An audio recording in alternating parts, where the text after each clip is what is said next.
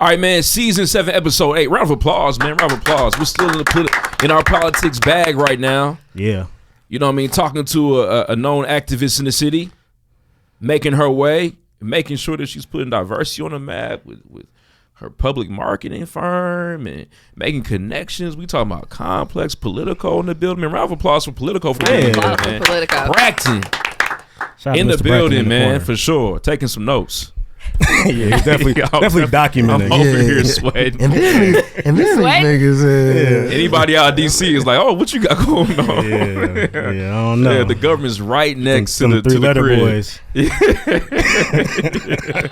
I don't want nobody with blue clothes and yellow letters. I want that. His name's Braxton now. What is it outside of here? Right. I don't know. He's not an agent, I don't think. All right. Oh, all right. It's all good. Hey, and if you are, it's okay. Yeah, it's good. I support the government. Now we support the government. I vote every time, do all that. Me too. I'm in. But nah, man, listen, man, it's all about Whitley though. Whitley Yates in the building, man. Round of applause again. I got us clapping today. So we start off with number one. First of all, let me back up. Where can everybody find you? Hello, everyone. I'm so excited to be on the PreGame podcast today. It is my first time here, but hopefully not my last. If you are looking for me, you can find me on Instagram, Whitley J. Yates. If you want to argue with me, you can find me on Twitter at Whitley J. Yates. And I am on Facebook, but I'm on there as Win James, just in case anybody's looking me up. That's actually a really good point, because that's what those platforms are for. Like, Instagram's not really to be debated upon. No. But Twitter, find me. I got time. Bring the smoke. I got time and characters for you. Literally. Yeah. Gifts. Oh, yeah. You got gifts? Tweets. Gotta have the gifts. Gifts. Donations. For sure. Yeah. Shout out to Facebook, too. You do utilize that platform a lot. I utilize Facebook a lot. It's crazy. But it's a different audience on Facebook. Tell me about it. So my Facebook audience, they have been with me like out the mud since day one, since pre-IU days. Anybody coming up against me, my Facebook people gonna come and attack you. And that could be internal, external, black community or otherwise. Ooh, okay. Any side of the aisle. Wow, you crossed can't over. speak on me on Facebook. You got them all. Mixed multitude. Yeah. Now on Twitter, they coming for me. Got you. That's where they coming for me on Twitter. I get called all the names. Names. Oh, man. Uncle Thomasina, that one was my favorite. They gotta work harder than that. I know. Yeah, that one's not really Uncle Thomasina. It's not even that funny. We're gonna get you a better one if you get up out of here. Okay. Yeah, we can figure it out. Oh, shit. We're gonna see what we can do. We gotta work harder. Okay. I'm just a conservative cousin. Thomasina just... Yeah, that's crazy. Nope. We'll work on that. Yeah, we're gonna figure it out. I appreciate that. Mm-hmm. This is the PreGame podcast. Start with every single episode with the PreGame podcast, interview with the PreGame podcast pop quiz. It's gonna ask you a flurry of questions. Do your best to answer. Okay. I'm gonna go first. Go ahead. All right. Any historical event that you could report on, man, what would it be and why? Ooh, okay. And what would be your angle too? I'm sorry. A historical event that I could report on would probably be... I want to be honest. It would probably be 1865 Emancipation Proclamation. Okay. How you coming with it? What you saying? I want to be in the room when it happens. Where you weren't allowed. Aaron Burr, like after Confederacy. Like, what's she doing here? Confederacy is down. Confederacy is down. So now they're like, now what we about to do? I want to be in that. I want to report on that. The idea that, okay, we have involuntarily brought all these people here. Now they're citizens. How is this going to work when we know that more than half the country doesn't want them here, doesn't see them as equal, sees them as property? Like, how do we rectify, reconcile, and then create a more productive society? Okay, I like that. Like, I'm not mad that's at solid. They needed that because that's not what they talked about. Man, I found out Abe Lincoln sent us to an island. He was trying to. No, this is what he said. He had a Panama plan. Yeah. He was like, look, we talked about that. Y'all free, but nobody likes y'all here. Y'all can't stay here. Y'all stink. He didn't say that. He was just like, how are you going to succeed in this society? How about I give y'all your own place to be? Because y'all don't want to be around us anyway. We don't want to be around you either. He tried to make sound like he's doing us a favor. Like, I mean, y'all don't really want to be here either. So how's Panama sound? Man, and then they was like, nah, bruh. We built this country. It's ours. Let me have a little bit. You know what's so crazy? That would have been a great change of discourse, right, at that time period for somebody to really figure out, okay, what's the plan afterwards? Because they then brought in the Reconstruction Era was short lived. Jim Crow started presenting himself, right? So Right. You have the 13th Amendment, things of that nature that kind of put us back into slavery. Right. Still So- to this day. To this day. Reimagined. To this Like the day. Jordan 3. Yeah, that's a great. I like that. I don't think that they had a really good plan. They I was don't- trying, they was Well, trying to win the war, they baby. didn't, yeah. They It's need the just- soldiers. He just wanted to win. He just wanted a W. Yeah, the birth of the And so- KKK, all that, man. Maybe we is could have it. figured out I a way would to kind of maneuver also past that. like to have been in the room when Lincoln was talking to the other Republicans, like, yeah, you know what? I think we should just fight our own. I think we should just eradicate slavery. I would have loved to be a fly on the wall. Yeah, I'm sure that went over like a fart in church. Yeah, right? Yeah, they called him During something. communion. It wasn't Abe. You are brave. All my things would have been after slavery for sure. Like way after. Yeah, way after. Because it's safe. Just to be Right, safe. Because right. it's safe. Yeah, where it's safe to write. Where it's safe to freedom, write. a little freedom attached to it. No, but when you think about media, more specifically black media and the birth of black media, that's when fair. it was founded. Yeah, it was bold. Yeah, I do. Bravery. Shout out to the abolitionists for Man. Yep. doing their due. Where'd Bet you you learn deny. them big words? Yeah, they Trying to don't. figure it They out. wouldn't like none of that. Man, okay, I'll go next, man. Shout out to IU. This is the IU podcast. It is Big the IU IU podcast. podcast. For sure. Shout out to the Hoosiers. We hate you, Indeed. Fist Miami. Blades. We Fist hate you a Blades. lot. Yeah, man. Don't wear your IU stuff down there on South Beach at all. The Hurricanes. They hate us. own that with you down there. Scary. Well, they- they beat us. they beat both us in teams. both teams back to back. Boys and girls. I saw that. Yeah, it was I was crazy. disappointed. I don't I know. was so excited when Purdue lost. I said, "Oh, they just We relaxed. lost." We relaxed. Oh, We all- I thought it was funny. I laughed. I was Tweeted, kikiing. "Ha, look at y'all." I was Text like, my mom, another "Y'all train trash." derailment. Where's Yeah. Pete Buttigieg? And Oh, then we was next. Wow. Okay, Yeah. but back That to got my dark. question. Anyway, what's It your did. question? Did it get dark? A little bit, Just a yeah. little It bit. did, for sure. Did it get dark? You took it to another room there. That's funny. But nah, man. gonna be So fun. listen, if we're going back to IU, I'm a foodie. You know what I'm saying? Where are we going to eat in Bloomington? Oof. Shout out to B-Town. Where am I going to eat in Bloomington? Indeed, there are some iconic places. we were down there. Buffalo's. I'm going Real. to Buffalo's Real. for some chicken wings and Blo- a buffalo chicken salad. Shout out to Buffalo's.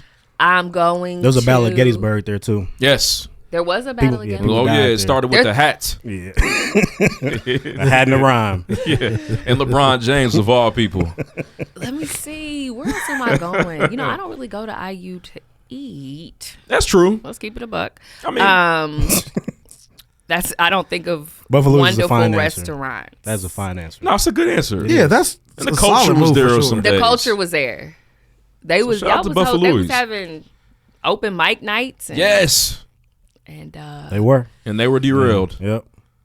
they were not derailed. Oh, yes, they were. Yeah, one score a year ago for sure. Once Nah, it took an L. did it take an L? I didn't. I stayed inside. I was a neutral. Yeah, I just went back to my dorm. I say Mother Bear's Pizza too. Mother Bear's Yes, a slapper. Mother Bears. I was Mother I Bear's was a Pizza. Soda Wings Extreme guy too. I would hit them on the Ooh. regular. Wings Extreme Fire. People slept on the Mother Bears wings, to be honest. Wings Extreme. It's solid. I would have. Gentrified Extreme used to slap. chicken. I don't know what to tell you. They used to Yeah, be it right. get Wings boneless, though. Extreme Yeah, the over boneless Buffalo wings? Louie's? No, not over. Oh, But okay. just on In a addition to humbug. Yeah. Green Party. An alternate. Yeah. Okay. Independent. Libertarian. Okay. Green Party. Okay, my question is, someone you haven't got face to face with that you want to have a heated debate with. Who would it be? Who wants to smoke? Who do you got the smoke for? So there's a lot of people. Top of the list, who would I have smoke for? Roland Martin. Who would I have smoke for? Shout out to the bros. Shout out to the bros. Shout out to Russ. Angela Rye. Who would I have smoke? Oh man, okay. Those ain't no slouches either. Those are Yeah, Who Kobe would I Shaq smoke up for? there. Candace Owens. Those would be my top three. okay. Yeah, so I got smoke for her too, so we can. Oh, so Make you that can agree happen with together. that one. You didn't agree with the other two. Nah. No. Okay. I I'm don't cool mean with smoke for Roland Martin. You fine with me. that's good. I don't be Roland got some takes that I don't Yeah, really. he's fuck older. He's an older statesman. Yeah, he's definitely Elder statesman, excuse me. I think you and Angela would be fun. Actually, you, Angela, and Candace would be crazy. Yeah, that'd be nuts. Put We that should on do wax. Yeah. I don't know how crazy that would be. I think think it would I be would very probably agree interesting. more with Angela. I think you'd be like having to fight both sides. Yeah, you right. You right. You right, Candace. You right, Angela. Yeah, but I don't like neither But one of another y'all. So thing. no, I'm just kidding. But those would be like my top three. Okay. If I was on CNN, who would I want to be on CNN with? Okay. Probably Don Lemon too. Don Lemon.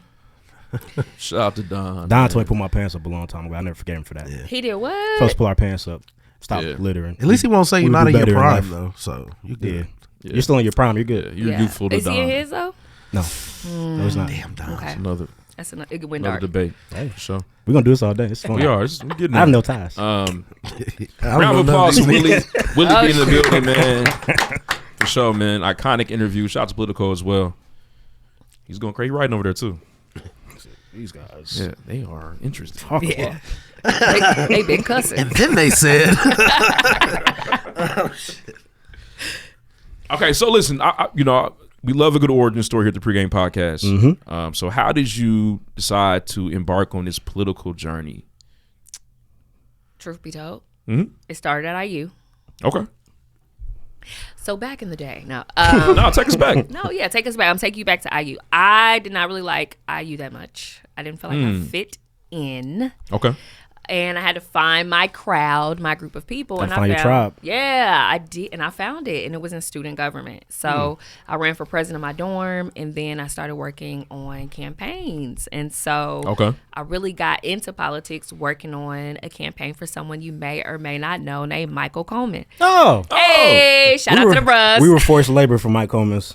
For sure, Campaign. yes. And I was trying to For get sure. in. I was trying to get down. So We whatever were he needed, I was. Whatever. indentured servants. Yeah, we painted posters and everything. Put one Yeah, outside my little dorm. Y'all painted the bridge and everything. Yeah. I Yeah. Trying to make Unity, it happen. We said had work Baby to Blue. do. Mm-hmm. Yes, So- indeed. Shout out to Mike. Shout out to Mike. He won those. He did win. He did win. Shout out to you Did. for helping him do that. Absolutely. So, fourth black president in Indiana University history. Wow. Yep. And so that was kind of like the precipice in the beginning of me being in politics, being in the General Assembly, running campaigns. I always wanted to obviously see, black people win. Mm-hmm. And so I only worked on campaigns with skin folk. And so that was like the beginning of me learning Robert's Rules of Order. I was my dorm president for like 4 years. What dorm? Right. Okay. Don't Okay. play. I'm Don't forced. play. I'm forced. You never got an Yeah. AC. They ain't got No, no we, AC over there. didn't need AC. Oh, Okay. We didn't, I was in the Virgin Vault. just to put that Sounds in the like you didn't fix things over there. Wait a minute.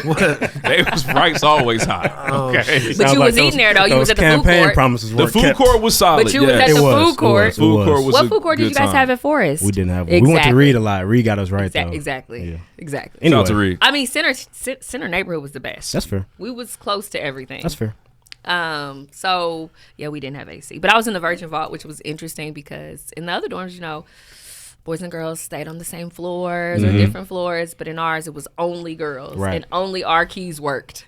So it was a very interesting experience in Wright, but Little Five was started in Wright, so Some history there. it's historic. And then Wright also came under a lot of scrutiny for some of the paintings that were at the food court. Don't Y'all know recall. about them paintings? Nah. Or the paintings in Woodburn? Yes. I know the Woodburn I'm page. familiar with I know about that one. I know about that Yeah, one. 3 strikes for I sure. recognize that clan KKK. member Yes. anywhere. Yeah. Look at Hood, this. They're taking the test. burning Good luck. crosses.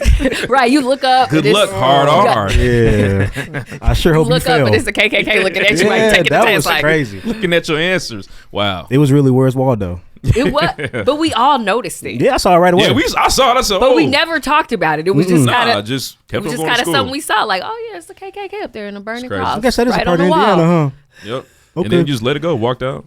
So, post IU, I was in real estate. I traveled all over, lived in different okay. places. Okay. Memphis being one of them. So, shout out to Memphis. We built Shout an out to apartment Gus's Chicken. complex. Going to Memphis tomorrow. Gus's Chicken and Osaka. fire. I love Gus's.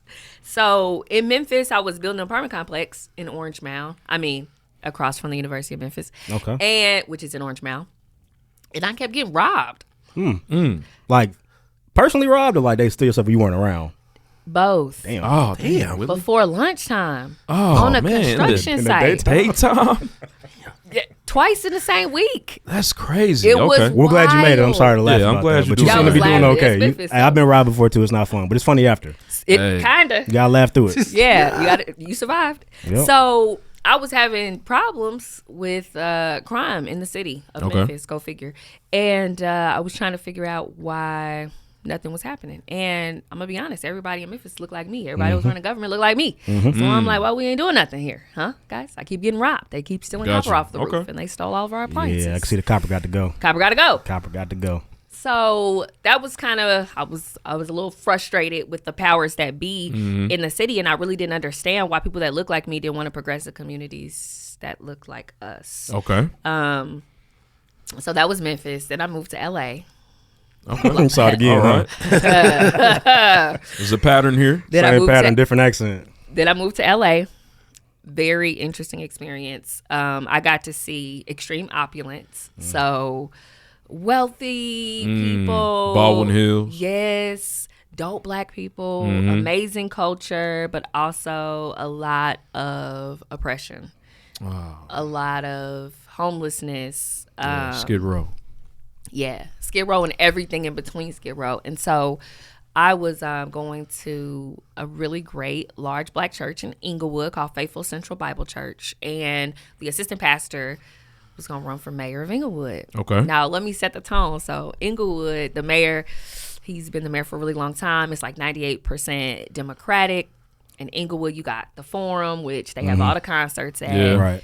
Kanye West hosting Sunday service. Good They times. were discussing SoFi Stadium, which is where the Chargers play. And the Rams. Okay. The Rams. And so a lot SoFi going on. Stadium was about to go in, and then the Bombers, which they own the Clippers, wanted to build their stadium.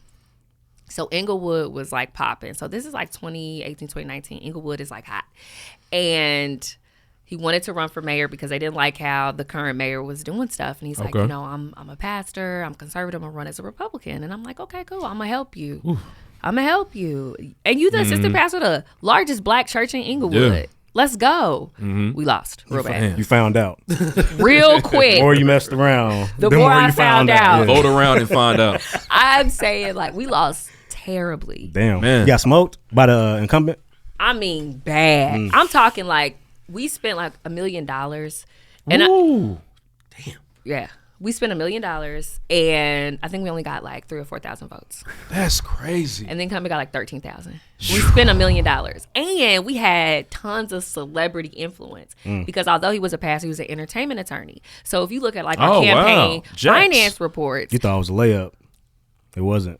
Madison Square Garden was like bankrolling our campaign. Wow. Kris Wow. Jenner was donating to our campaign. Kris Boxers. Jenner. We were going to have this like Drake concert where if you attended the concert, a portion of the proceeds would go to our campaign. Oh, it's crazy. Y'all was trying to cheat. Yeah, it was- Drake related. They was trying to cheat. everything. It was politics on another level. Like Politics Drake, on another yeah. level. But we That was lost. cheating. We lost. Well, what happened? We lost. Got you. Got you. So what I realized is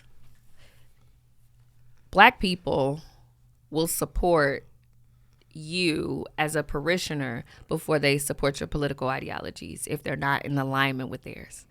They will go to your church. They will know that you're conservative and or Republican, and they will pray up under you. They will praise you, but they would never vote for you. Can I ask you why? Why do you think that is, though, Will? Just how much time you got. Right. I mean, I think that there's a lot of reasons. And I always say that, like, we inherit our political ideologies. Like, we get them from our parents. It's not a lot that we... It's not normal for us to develop a political ideology early in life. We kind of are just told what we are. We just kind of roll with it. And then we... I'll definitely remember where I was. Where was you? I mean, I just think In the about womb. them. That my mom don't play, but I think about like some of those iconic elections. I want to say the Bush election, Gore. I just remember my mom being super fired up and passionate about Gore, you know, and about being wary of Bush and his administration and what they stood for, and going into elementary school and like looking at, you know, some of your white peers, they on that Bush stuff, and it's like, what's going on here, you know? So I think early on it was like, man, you know, the Democratic Party was something that just went hand in hand with my family and my mother. Yeah. I'm an Mine Obama too. baby. I got to vote for Obama the first time. I'm an Obama baby. Like, That's where it started for me. Yeah, me too. I was 18 that year. And like you say, we like see black Yeah, people me win. too. So it's like, duh, that's easy. Anyone, Indiana turned blue, like you kind Yeah. of just associate with that initially. But as you So- get older, you kind of realize things. First time I voted, I went with my family. And I'm like, okay, this is so exciting. 2007. This is so exciting. I'm 18, my first time. We get in there, my dad said, we're Democrats. Straight ticket. Boop. I was like, oh, okay. Boop. Yeah. And that's what it was. And that's what it was. And that's how my family is. Very staunch Democrats. Conservative, but staunch Democrats. So it wasn't until I started kind of seeing how the conditions were. And I was really tired of seeing people that look like me talk about all the things we need, get in these positions, and don't progress things. That happens a lot. Like politics is very performative now. I call it wrestling. Yeah. You do? It's wrestling. Yeah. It's wrestling. It's real fake too. Perfunctory. And so I'm like, I want to do something different, and I want to stand for something different. And it was really hard for me to find other conservative voices that were similar to mine. And I wanted to give Black people an option. Okay. Because I believe that we deserve to be represented in all parties adequately. And so Yeah, we're not a monolith by any means. we're not even close. It's my favorite phrase. Yeah, shout out to Deuce. Black She people says not a it all the time. monolith. We're not a monolith. We're not. I do have a question for you though. So I know you mentioned how like you see a lot of Democratic leaders not doing anything. Do you feel as though that there are? I'm just going to use Black leaders as well. Do you think there are Black leaders across the aisle that are making changes, that are progressing, or is there still a standstill out there in general? I think that politics in general, so left and right, both sides are very performative, and the performance is to stay in office and to stay in power. Yep. And I have looked at politics. My view on politics is it's a game of power. It's a game of who gets to decide who gets what resources. What communities get resources? What gets attention? And where, attention goes, money flows. And so everyone is fighting to stay in power so that they can be the person that divvies out the resources. Gotcha. And I think for Black people, while we have seemed to, specifically on the Democratic side, work our ways into top positions on local levels in particular, and on the national scene, why is that not translating to our communities looking better? Why is it not translating into policies that impact us? And I have a big issue with that. And I'm someone who believes that your experience from the community perspective is what is going to give a lens to how you legislate if you're connected to the community. Expound on that. So let's take Indianapolis because that's where we live. When we look at... That's where my stuff is. Nap or nothing over here this way. Yeah, Shout out to Nap or Maxie. nothing. Yeah, I went to high school with him. So shout out to North Central. But when you look at like Indianapolis, we see most of the money being pumped into the downtown core. I sent my daughter to school in Hallville, so shout out to Charity Child Care, which is a Black-owned daycare. But when you look at Hallville, it's being starved of resources. Yeah, for a long time. So when it was stolen too, that area. Let's talk about it. For sure. I know we're trying to rebuild Indiana Avenue, things of that nature. Rebuilding Indiana Avenue, that's something as well. When I look at our council, supermajority Democratic, lots of people that look like me, tons of them. I'm not as excited about some of the initiatives that they're doing. And what ends up happening is the city says, well, we can't do it because the state's doing this, or we can't do this. But whenever they want to do things, it seems like it gets done. So, and I will say this, out of the top 15 largest cities, with Indianapolis being in the top 15, only us in Louisville have not had a Black mayor, while our numbers continue to increase. So all of the other top 15 cities have all had Black leadership at its highest point in place, and Indianapolis has not. Gotcha. Why is that? That's interesting. Why do we have all of these city county councilors that look like us, but nobody that will ascend to a higher position? And we know as Black people in this room, is there a glass ceiling that is happening? That's being is our Democratic leaders, Black leaders being gatekept out of this position or out of ascending past these local level positions? And I only ask that because I kind of feel like, and you gave a great answer about even presenting a different option or being a part of the Republican Party and the Republican perspective. I feel like that glass ceiling is still going to be there for these Black leaders. Yeah, you found out the hard way. I'm gonna keep it 100 with you, and I'm gonna be honest in this answer. I feel like we are the roots of this country, so there are no glass ceilings for us. That's how I feel. That's a very That's a great way. Like, beautiful outlook. No, that's just in a perfect we world. powerful for sure. But and we limited though. And I mean, if we wanted to, we would. If we wanted to, we would. It's about to get deep up here. It Yeah, is. if we wanted to, I think we would. If we wanted to ascend to higher offices and higher power, we would. And I think that we don't because we have a limiting mindset on who we are and what we can do. And that's 100. I think even in the current mayoral race and the municipal election, we have absolutely no chance of having a black mayor. Okay. Am I wrong? I just think that in this particular one, I think there are other factors in play. I think the factors in play in this one is that nobody even knows who's running. If that makes sense, people don't know. We know. You know, You and may I know. know, but you're I asked that- my grandmother the other day, do you know this lady? I never heard of her. And she watching news all People day, don't every day. know about the black people running for mayor currently. And That's what I'm saying. And That's a factor. Hold here. up. And whose fault is that? They ain't have $1 million. Yeah, this it's well, a wait a minute. resource talking- issue. Hold up. Wait a minute. So you telling me? Hold up. So what you're telling me is I gotta get this. someone who has consistently ran for office for a state position in the state house doesn't know how to increase name ID to get black people, got at least you. older black people, to know who they are. I don't have a good answer. She's our friend. Yes, She's We my support her. friend. We just had her on. But but it's No, I'm just talking to her. but what I'm saying is you don't just decide I'm gonna run for mayor. It's not like that's not how it works. You're not wrong. Just like you don't decide like that you have never had a high level or C-suite position and you're gonna apply to be the CEO. Like you don't do that. So why is it that we come unprepared?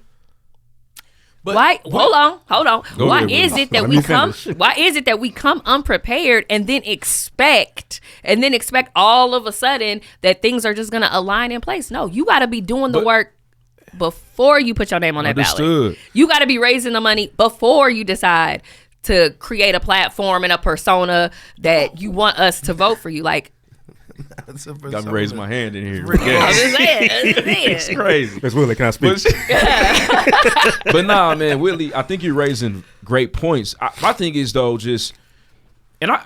I love the fact that you think that we are powerful and we have no limitations I on know who we we are are. as people. Coach Carter. And that's amazing. I want my daughters to grow up believing that they are powerful. They have no limitations to who they are. I'm not going to butt that or however that at all. That's an amazing thing to say. There are situations though, in instances where you can be prepared, where you've done all the work, and yet someone still says, nah, you're not good enough. And I think that's sometimes related to the history of our nation and the bed in which we lie with race. And so you can be you can have that $1 million. You can have Drake talking about we going to do a benefit concert. You know what I'm saying? You can have Kanye talking we're going to do a Sunday service. He would've in got your his name. vote, for You sure. know what I'm saying? But then somebody says, you know what? Nah, it's still not going to work here because you are not the other. And so I feel like yes. I think there's so, there's and I'm going to challenge you in Go any other field. I would say that's absolutely right. In You any just other mean in politics? in any other field Oh. besides politics, because once again, this pendulum of power is swung by the people. It's swung by the voters. Oh, okay. Well, Willie, can I ask? Hold on. So- Can I get to my questions? Yeah. I got a list of questions. I'm Yeah, trying to you get to. know, political in the building. I ain't come unprepared. While he's looking through that, I feel like that stance is very strong when you consider like majority black areas. But I don't think that glass ceiling doesn't exist in like Carmel. But we live in Indianapolis, though. That's fair. We do, but can I? So that stands is strictly for Indianapolis. Mm-hmm. Okay. Okay, but can I? Because there's enough of us here to get the vote to win. If you No, there is not enough African Americans based upon census data in Indianapolis to win the vote. If every black person in Indianapolis voted for the black candidate, they could not win. got you. So that is not true. However, in a time such as this, where the campaigns of tomorrow are not the ones that are every 2, 4, or 6 years, they're the ones that happen every single day. So if you are in a state of perpetual campaigning every single day, every interaction, you have to live it. It's not, I'm creating this no, it's every single day. Got you. And kiss every baby you see. It's drawn by the people. So you just get more people to show up and turn out for you and support you, then you win. He could be on radio. He could be on TV. He's a $4 million man. But if you have the people that want you and you have organized and built coalitions of people that support you, you will win. And that's how you flip the system. It has happened. We've watched it. I mean, in the last election. Well, okay, can I ask you, Willie?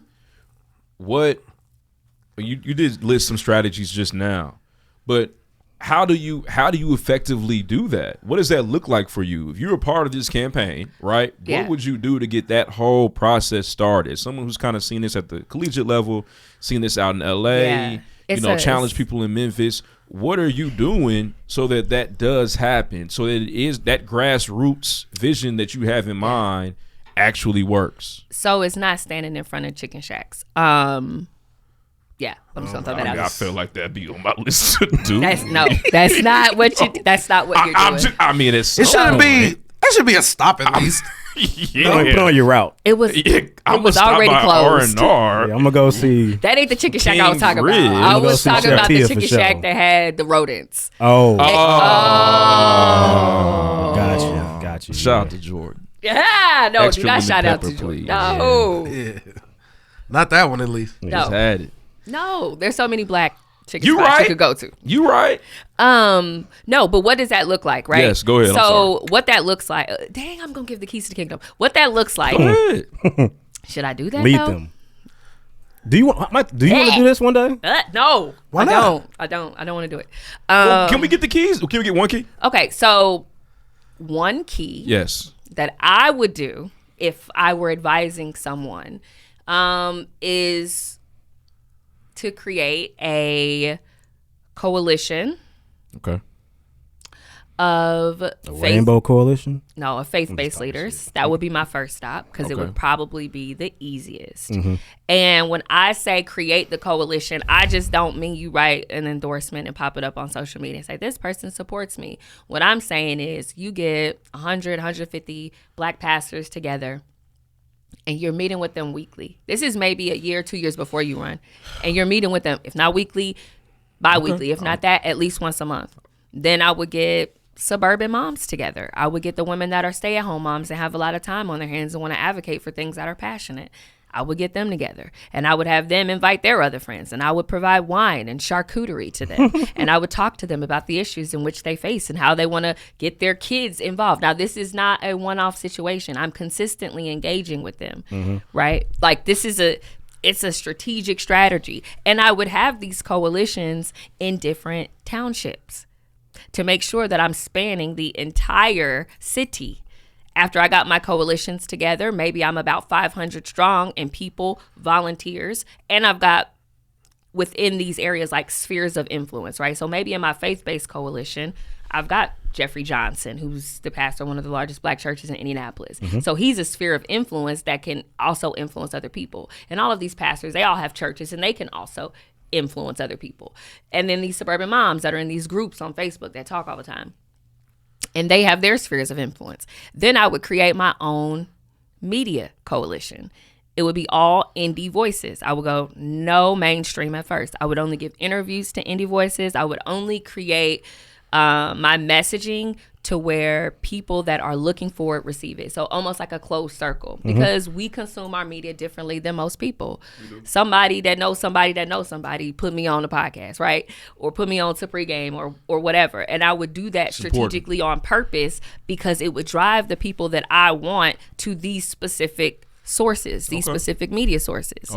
Then from there, I would have the best messaging ever. And my messaging would not even be carried by me. It would be carried by everybody else. So when they would talk about, oh, is Whitley running for office? They were going to be like, Whitley stands for boom, boom, boom. Everybody going to know. We all on point. We all know what it is. We all know what she stands for. And you don't want to run? No, I'm not going to run. But that's what I would do. And then I would go ahead and get the youth out. And I don't mean the youth that can vote. I mean the youth that are in high school, maybe freshmen to sophomore levels, the ones that can't vote, the ones that are creating culture, and I would have them also be advocates and volunteers, and I would teach them the ropes so that they could be out knocking on doors, because they got all that energy anyway, and they want to make TikToks in the middle of the street, and we could be making TikToks together while y'all knocking on these doors. And so I would basically just create an entire system that supported me from the ground up, so that when I went to a top business, a top pharmaceutical company, a top whatever corporation, they're going to see how many people already support me. So you would be a fool not to. And then when I'm ready and I decide to go on mainstream media, I'm never going to get eaten alive, because I got a coalition of people that's about to be in these comments that's going to be rooting for me, that's going to be sharing this stuff. And I would then go from there and make sure that not only my messaging is right, that all these faith-based leaders that I started off with in the beginning, that we create a transportation system to get people to the polls. Because it's really not who likes you, it's who shows up for you. So I would have a citywide transportation system where you could catch the bus at this spot and know you're going to be here, and you get to the polls because I'm bringing you to the polls. So when you think about it, it's like voter information, voter education, voter access, voter transportation.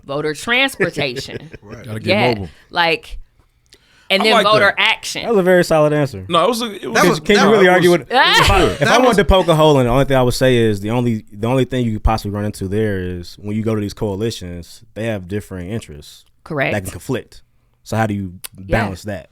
I mean, that's a part of being a politician. So you are going to have to weigh, and if you're honest with yourself and you don't want to lie to the people, you can't be promising everybody everything. That's fair. But I also think that there is a way that you can more specifically look at where we're at and what we have and how we can best utilize it. And I would utilize them to create policy for me as well. So, and I love your take on that, because I think we as Black people love the notion of, putting in the legwork, getting out of the mud. Every day I'm hustling. Do you feel like that you have to do all that, take all those extra necessary steps because you're Black? A Black person it feels like because you're Black, you have to do a lot more. And so that would speak to the point where it's tougher because you're Black. Because it's, I guess, I don't want to call it a glass ceiling, but I feel like the white, if I'm white and I want to run for office, hey, I'm running for office and I'm white. So what's up? Like, that's all they got to do. What are you trying to get into? What you trying to how y'all trying to move? How do you what? Give me $10,000. Yeah. How do y'all what?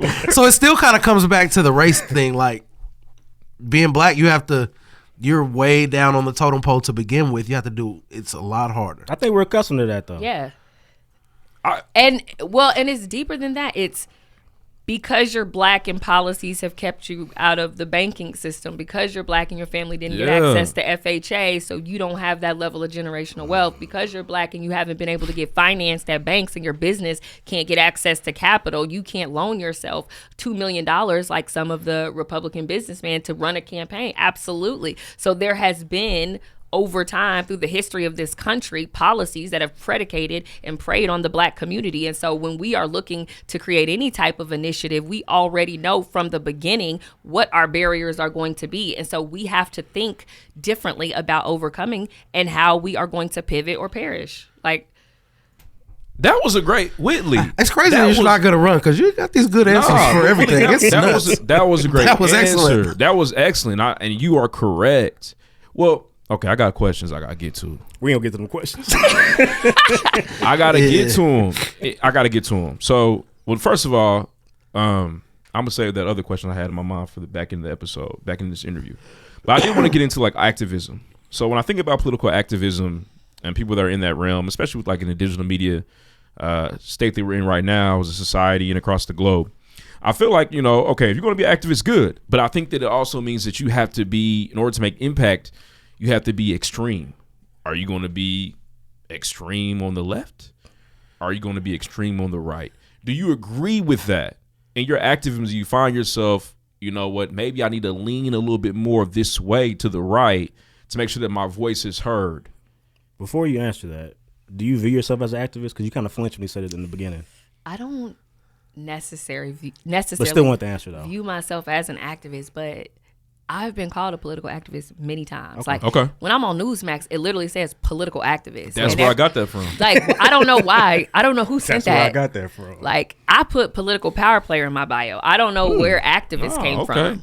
Yeah, I mean, because so my view of politics is like I think the person running for office is probably the person with the least amount of power.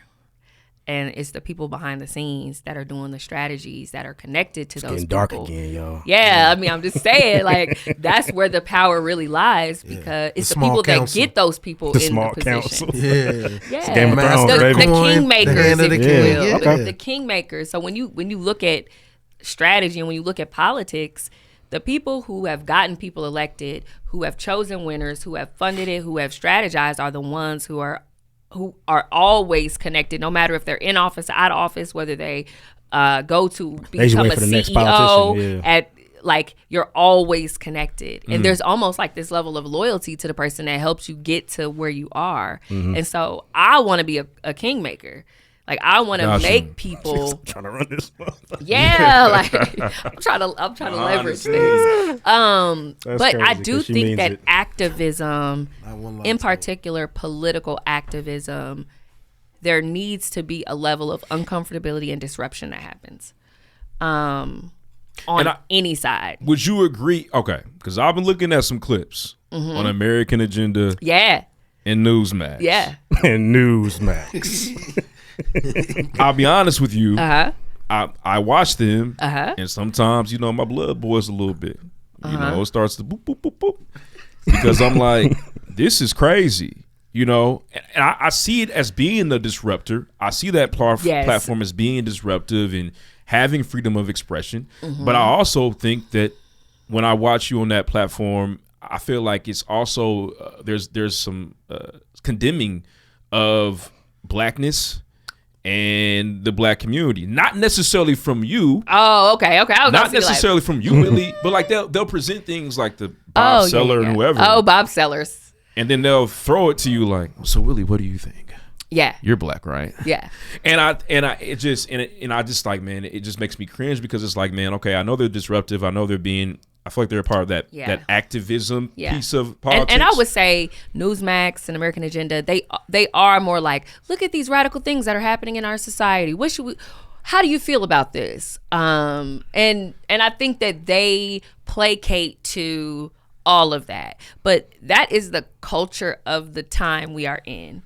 And I will say that to say the extreme things that you see on Newsmax, you see the exact same extreme things on CNN. The same, except for it's framed differently to people who are more palatable to that position. I'm a believer of that, but I use Fox News. Newsmax is like, I don't know the opposite of Newsmax just yet. I also like I think an example could be like Vox, right? No, it was like Tiffany Cross and the Cross Connection and the Newsmax. Those would be. Got you. I don't even know Tiffany Cross. She's not on the air anymore. CNN, Fox, them two do that. For sure. And see, and Fox, Newsmax is to me, Fox is more middle of the road now, outside of their affinity shows like a Tucker Carlson. Like the legacy joints with Tucker Carlson. What's like the legacy Sean Hannity. Yeah, like outside of those are more far right, but I would say their news reporting is more moderate now, coincidentally, but they're also currently beefing with President Trump and all that stuff. So there's Frederica Wilfield on Fox. I make that up. There's a black woman on there. She does a decent job. I think Harris Faulkner. No, her name was like mine. It's like Frederica, I think. You just lied. I might have made her up. Harris Faulkner. I feel like that's what it is. And there's a black man on there too. Who? What's his name? Oh, I guess Lawrence Jones. Lawrence Jones. Anyway, sorry, I derailed. But no, and I feel like as I listen to you talk to you, I feel like you're more moderate than anything. I would say that I'm a moderate conservative. I would get that from you from now, but when I think about Newsmax and some of the things that they are fighting against, and but those stories, right? It's 6-year-olds at drag shows.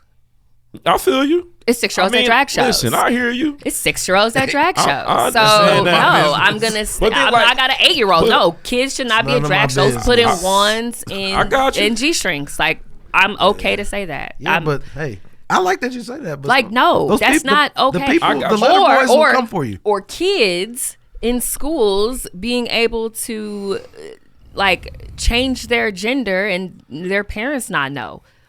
If my daughter pushed somebody on the playground, they gonna call home. So my daughter come to school and say that she wants to be a boy and change her name, and everybody at school calling her Adam, and you ain't gonna call me? That's wild. That's wild to me. 2 for 2. There's this is wild to me. I don't know. I mean, okay. And there was a time where we weren't talking about those things, right? So like there was a time where if somebody was like, you know what? I believe in heterosexual marriage, or I believe in black marriage between a man and a woman. That wasn't a socially conservative thought. It was just normal. But now you say something like that and you dang near offending people. You know what? Okay. So, I think I got a conservative cousin over here.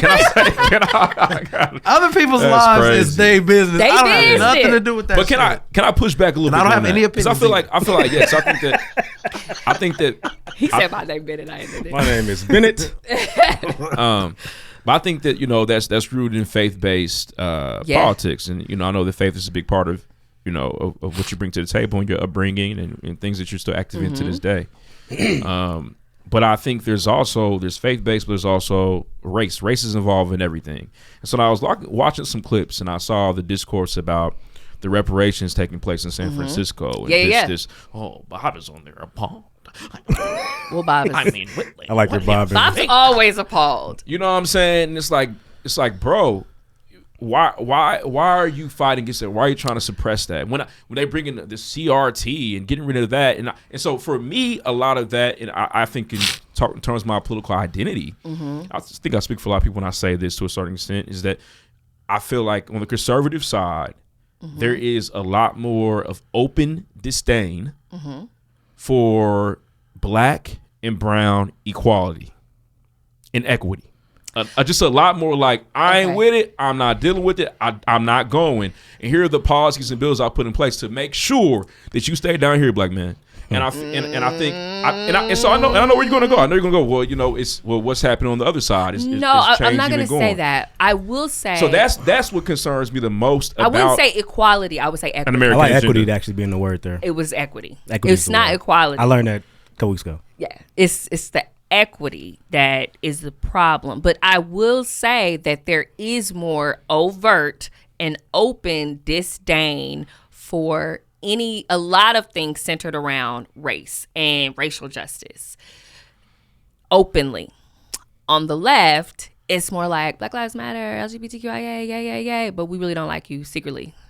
So it's covert on the left and done through their policies, and it's overt on the right and done through the policies. Does that make sense? No, I'm with you. So I get it.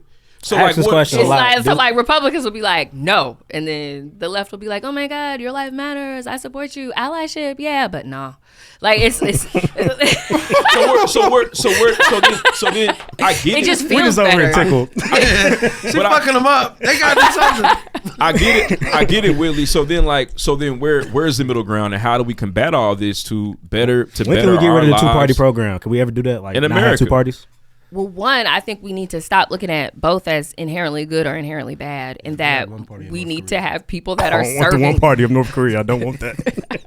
Yeah, Kim Jong Un. That's it. We have 3 parties. Ain't no Christmas, no holiday, no nothing. Kim Jong Un. That's what we do. Yeah, it's game. No Christmas, no holidays, no parties. None of that. Yeah, It's my birthday. We will eat. What Kim Jong Un have? That's what you had. I never want to go to North Korea. Ain't no fun there. Ain't no fun there. Ain't no sunshine. Man. Kim Jong. It's crazy. So if neither party is inherently good or inherently bad, and if we're not looking at political personalities, only looking at the policies in which they create and how those policies impact us, then nobody is Republican or Democrat.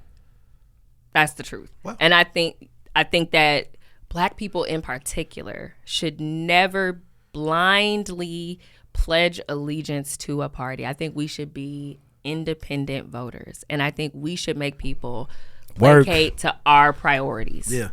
And that election right after, during the pandemic, I voted for Holcomb. And we caught some heat on there. Yeah, we got here for that. But I voted for Holcomb because I like the way he handled the pandemic.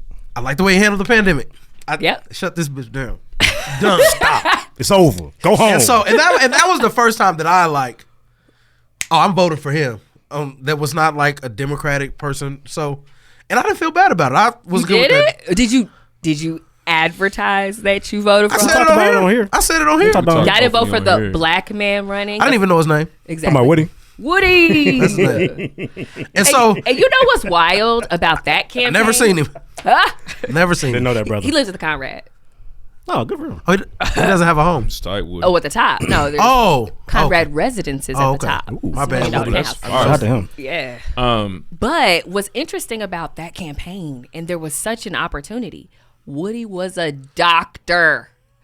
A black doctor. And we're going through a pandemic. I would be on TV, I would be on media every single day talking about how I would be handling this because I'm a doctor and I'm a subject matter expert. Allow me to lead you through a time like this but I don't know who he had on his campaign team. We mollywopped him. And he also didn't buy any black media. So he didn't do radio on black media, nothing. Never bought any ads on black media. Meanwhile, Governor Holcomb, hi, I'm Letitia. I'm a business owner, a mother. Like, for sure. I mean, listen. You're not wrong. You're not wrong. I'm big about that. I vote for whoever takes care of my interests at that point. Yeah. Interests at that point. It's just hard, and I'll be honest with you, it's just hard for me because I just know at the end of the day what the Republican Party is going to be on with me and mine. And so it's just hard for me to see. I'll be honest. I'm trying to work towards myself, towards being a little bit more, knowledgeable about different. Are you a teacher? What are we talking about, Willie? But a little bit more knowledgeable about. Not at this moment. He's a podcast host. Yes, but a little more knowledgeable about, like, you know what I'm saying, what's out there and what platforms to, you know, that I should be voting or should be interested in, you know. But I'll be honest, man, I struggle. I struggle when I feel as though that evil's in my face and they giving it to me. Yeah, because even like you'll see, I struggle with that, bro. You'll see. You can vote for we can vote for Holcomb, but we know on the greater scale that helps. He's going to support the other situation. And that summer that House bill came out, I can't think of what it was, but you brought a particular field that was crazy to me, eliminating certain books and certain histories and certain stories. I'm like, see, and that's why there was no eliminating no books in that man. Whatever. Now, we talk about the CRT bill. That's what. There's a CRT bill in Indiana. There was. It was. Really? How'd it go? It got shut down because thank God. A Republican lawmaker was like, I think we should be neutral on Nazism. I think we should just teach history the way it is and let the kids come up with their. Oh, he tweaked. He went off script. Yeah, he went off script. And I was like, why you say that? They don't play about that one. Why you say that? The other shit's up for discussion. Not that one. They don't play about that one. So Nazis forever dead. For me, that's when it's like, you know. But you also have to understand, like, our perspective of how we vote and what we believe in is based upon our experiences, and so is theirs. So until you're exposed to other experiences, until you hear different stories, until you understand different communities, you're always going to legislate from where you come from. I feel you, but I understand that, but my only rebuttal to that is real quick, and we can move on to these questions. I have a question. Do you have a CRT question? What you mean? I got one. Okay, I just want to know where to stand was on that song. We can get to that, but I just want to respond to that real quick. Yeah, I understand that, like, life and everything is based on our experiences. I guess for me, though, how many times do black people have to get on TV and explain the story, or we see I'm sorry, it's my father. He does this. Or he does. See a once an episode. We see an individual, you know, police brutality, or all these different things that echo the deep, dark, terrible history of our nation and its dealings with the black and brown, to where somebody has to wake up and say, you know what, we gotta do something to better and enhance and improve the livelihoods of black Americans and brown Americans in this country. So yeah, forget your experience, whatever it is. You've seen the cry for help, but you just don't give a damn. And so I feel like there's a lot more people that just say, you know what, you know, hey, Lord willing, you're a great person, but you know, you're one of my black, you know, little gemstones I like to call my friend. But at the end of the day, I just, you know, I can't do it. I can't vote because. So you think we should legislate from a national perspective and what's happened nationally or what's happened locally in our own communities? I think that you brought a loaded question you just dropped there. Well, you brought. I'm asking. Really, I'm asking because what he said was, you see these things happening and all of this stuff, and so I'm pushing back to say, and I'll say this: if we are legislating from our local perspective, and you won't talk to Republicans and give them, you're experiencing exposure, and y'all not talking to no Republicans, and the rest of the black community isn't, then how are they ever going to get exposed? They're just going to watch what's on television happening other places and think that it is happening here. If you're not engaging, you're not wrong, but know what happened here. They know what's they know what's happening. They know what's happening. Well, what is? They know niggas are getting killed in the street by the police. They know that. This is what I'll say. How they not know black history? This is what I'll say. This is what I'll say. On specific issues when it comes to policing, Indiana's the state is at the forefront. When it comes to policing, the state is at the forefront. We passed our George Floyd bill real quick, like that. No chokeholds, all that stuff. Well, they were already banned on a state level. The state is at the forefront. We passed sweeping policing reforms here in our super majority Republican. Man, not the city of Indianapolis, though. That's the city of Indianapolis. Who runs the police in the city of Indianapolis? West.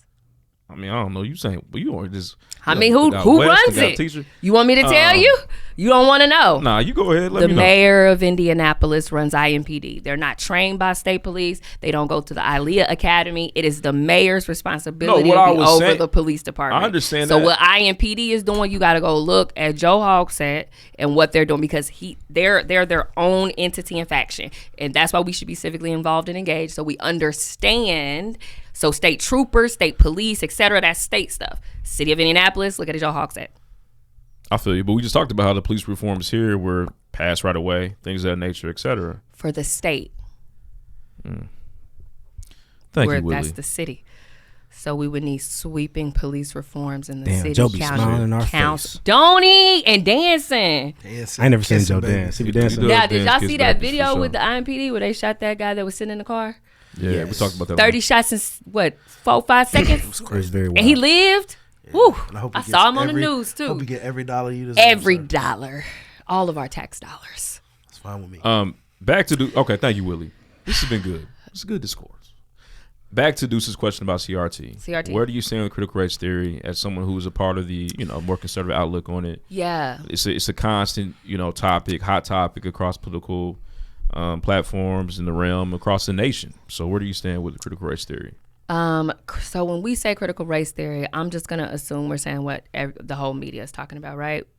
This is how I feel and what I feel. I feel that history. You mean it's like a misnomer, like what we say it is, right, and actually what it because is. There's a CRT class at McKinney, so shout out to McKinney Law School, that's taught by the lovely Danisha Posey, and it is a challenging course with a very thick book, and it's a very difficult topic to understand and really grasp. And so that is the tenets of CRT is what a lot of Republicans, most or all, are against. I believe that we should have accurate, authentic history taught in schools. Period. Accurate, authentic history taught in schools.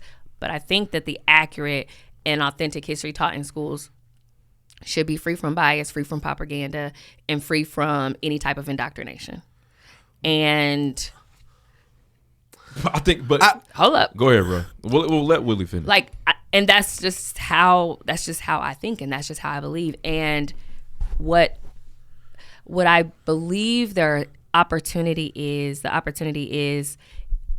a lot of Black students are not getting the same opportunities as other students in the schools because of prejudices and thoughts that we cannot. I am not someone that believes that because there are poor math scores among minority students that we should eliminate AP math classes. I don't think the idea of lowering the bar to make everyone have equal outcomes is advantageous. I think that we should focus on the root causes of why our test scores are so low, why our reading scores are so low, and focus on raising them up as opposed to reducing any type of advanced placement. And I also think that a bill that would make schools, students, counselors provide equal opportunity to students of all races would be valuable. And I say that as someone who has spoken with a woman, a Black woman, who has adoptive Caucasian children, and her Caucasian children were given different opportunities and scholarships from the counselor, same counselor as her Black children. Now, the counselor doesn't know that they're in the same household. Yeah, and this is from a YMCA employee, and I can give you the information if you want to talk about it. But like, that is a problem, and it's not just a problem with one household. It's happening. Go ahead. What would you say the root is of that issue? Because I think it's tied to the history of this nation. I would agree. And I think that some. Thank you, Willie, for being here. I think you help me, get through this and also answer this for me. I think that some of those individuals who don't understand that are conservative, are anti against CRT. They don't want to hear about that anymore, right? We're past that. That was a long time ago. Why are we still talking about racism? Why are you still talking about injustice? Because these are things that happen. So yes, I agree. I think that AP honors courses, they should be available. I think they should never be eliminated, right? But if we have teachers and educators and counselors, individuals that are, have implicit bias or do not understand the history of this nation, or would you say most of the teachers are conservative? Let's depends on where they're at. It depends on where they are. Let's say like here where we are.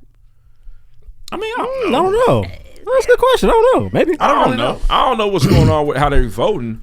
But I think, or what they believe. Would you would you say that a lot of conservatives are going into the education field? I mean, them we're talking about some stereotypes here. I think what you're getting at though is important though, Willie. I think that the issue of this nation supersedes. There are a lot of conservative teachers in Indiana. I don't have the exact. I was just on the phone with ISTA yesterday. I don't have the exact number, but there is a majority. Maybe it's like 30% of ISTA members are conservative or identify as Republican. Got you. And I think the issue that you're getting at, I think it's important to say this on the show. The issue it supersedes political ideology. Correct. Right? It's mentality. It's it's mentality, but it's also history. It's also racism, which is a mentality. It's a part of it's a sickness for sure. Okay. So I think that that's important for us to say, but we got to be able to say that. And I don't know if anybody. I hope that you do, that you have the gall to say, hey, no, this issue actually stems from institutionalized or systemic racism in America, and that is why making sure that we have authentic history is important. And it in order to then let an AP teacher or a system of AP teachers or whoever is controlling the curriculum create equitable outcomes from kindergarten to high school, so that Black individuals can be a part of that pipeline or pathway to being AP honor students, and at a higher clip. I definitely say that, but I'm going to be honest. Can I be honest with you? You know what I tell them when we're discussing these types of things? They can't read. They're not passing reading. Why are you worried about CRT when we're failing I Learn? We need to refocus. We're off topic. We got to focus on this, right? Our kids are not reading. They're in the 5th and 6th grade reading at third grade level. Why are they not reading? Are you kidding? I'm asking you. Well, I got some answers, but I'm asking you. Well, we just talked about it, didn't we? Oh, yeah, okay, I got you. Okay, we good here. Okay. I'm confused. Was that like a trick? Like, no. Nah, my bad. Go. We know why they're not reading. So, we're worried about what's in the history books. They can't even read the books, y'all. Like, what are you doing? Like, we got to work on. Like, who is that argument towards? That towards the people that are. It's towards everybody who's out here talking about education and not talking about the root cause. On top of what we just experienced during COVID with the schools being shut down and how bad that is. Our education system is like, I think of education as like a national security issue. If we're not producing thought leaders and people who are able to run this country, etc., and we are being outperformed consistently on a world scale, what's going to happen to us as a country? We're going to be dumb, right? Going to Panama. Like, we're going to Panama. The Panama playing. Back in Panama. What's up? So if you think of education as a national security issue, America, more or less Indiana, we're in trouble. We are in a lot of trouble because can I ask you post Tide Pod generation that's funny into the TikTokers, it's getting worse. It's bad out here. I kind of wanted to take it back to the critical race theory thing what's in books. I remember growing up, and they tell you about, they give you a little bit of Black history, but they don't talk about it. I learned all of that outside of school from my peers and my family. I think that the real shit should be in the books. When you read about the Holocaust, they say these men were Nazis, they were bad, you shouldn't fuck with them ever. And they need to say the same thing. They need to say the same thing about the white man who started this country, the white man who were in charge of Jim Crow, but they don't want to do that.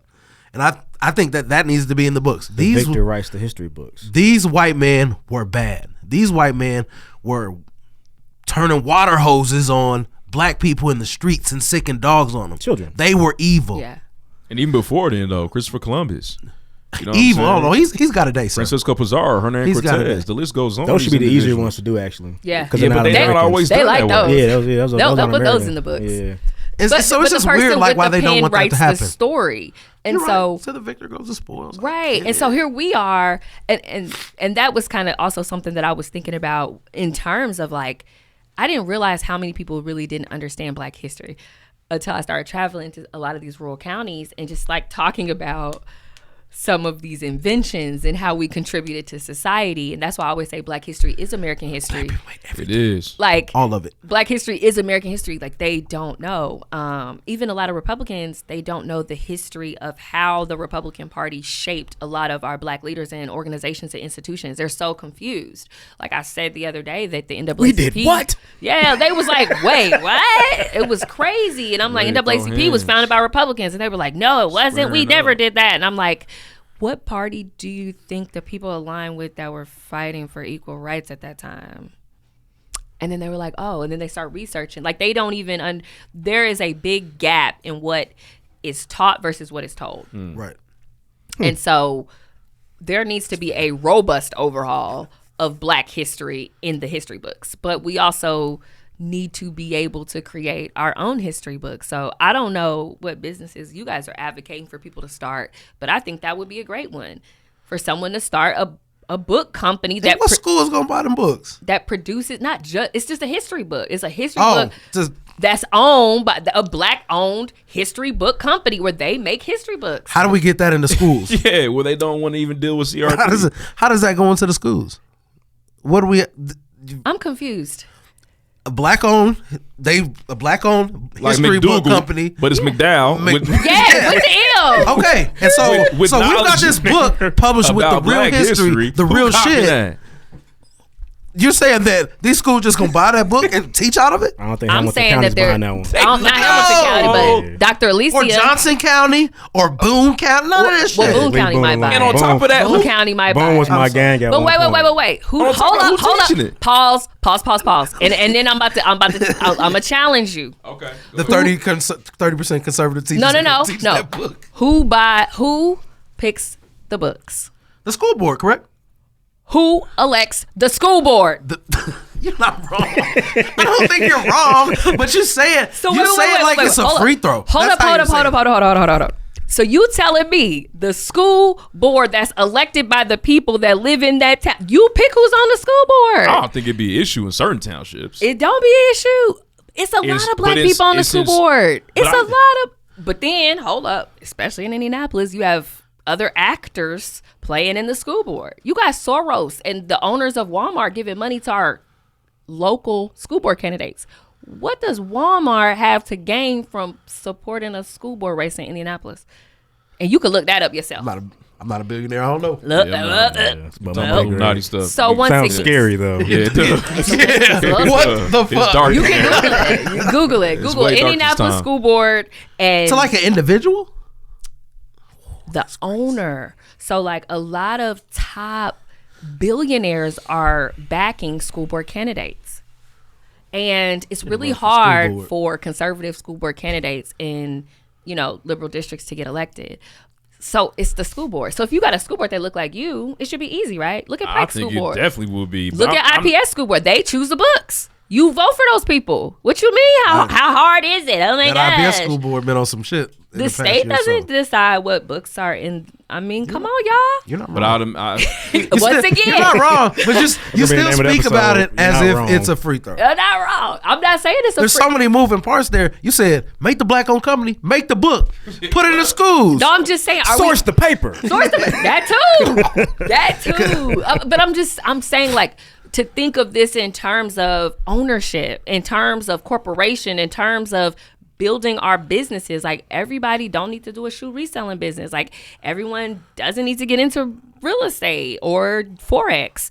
Like, we can have industry. You should be here. Yeah, you should. Right. You should. Multi-level market. Like, we should diversify our entrepreneurship so that our ecosystem is vast and that we are manufacturing and producing things that we want to see. Yeah, I think you're right about that, Willie. I definitely feel I hear the Garveyism in what you are saying right now on this platform. The Garveyism. I'm falling short of trying to call you like a walking contradiction because that feels disrespectful. But like you kind of dance in both realms. Moderate. Like you have your clips of up there. You know what I'm saying? You're doing some wild stuff. But then we ran into you at a DI convention. Yes. So it's like, where you at? What's up? Like, what's the game plan?